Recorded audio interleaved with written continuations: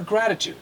How often do you say to yourself, I'm so lucky, or I'm so blessed? The problem is most of us only think about our blessings when something big happens.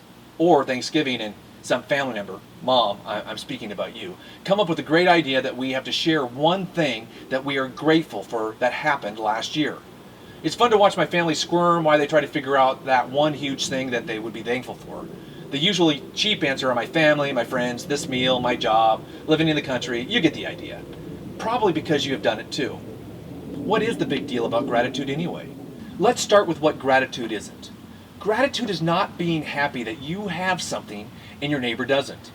Gratitude is not about comparing what you have that someone else doesn't have. This type of mentality sets us up to be unhappy. It might seem like gratitude, but then we realize the guy down the street has a nicer car, a nicer house, and a better job. Now we don't feel so good anymore about ourselves. Gratitude is about appreciating the things we do have. This idea is simple and easy to do. Unfortunately, it's also really easy not to do. Gratitude doesn't need to be about the big things in life. It's about remembering the things around us that make us happy. Gratitude makes us look for things that bring us to the awe.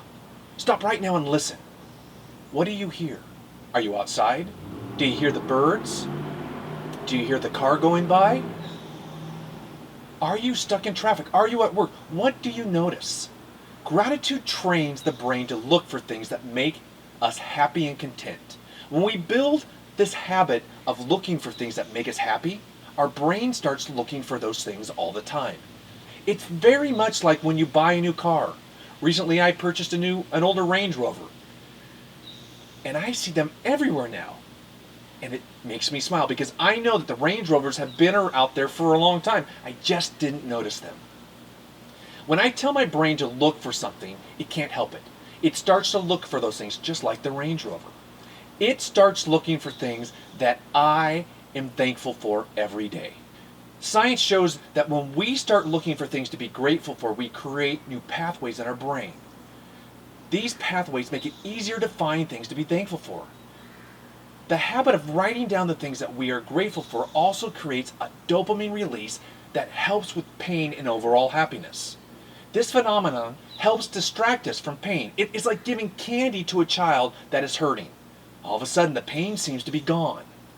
When I give a class, we always start our sessions with a gratitude statement, because it's been my experience that many of us have no idea the power of gratitude. The more people that show gratitude, the better the workplace, the better our schools, the better our neighborhoods, and the better our family life. So I challenge you, in fact I double dog dare you, start tonight a gratitude journal. Write the date and 3 things that you're grateful for. Don't wait until tomorrow. Do it before you go to sleep. Make it the last thing you do. See, your subconscious is the busiest when you sleep.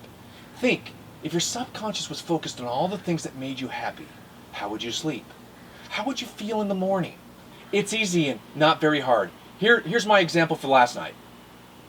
Coffee made and ready to pour in the morning. Morning out on the porch with my wife. And that silly Range Rover. You can do it. Finally, the next time you say to yourself, I have to, change it to, I get to. We don't have to do anything. We get to do it. Just something to think about. Thanks for watching.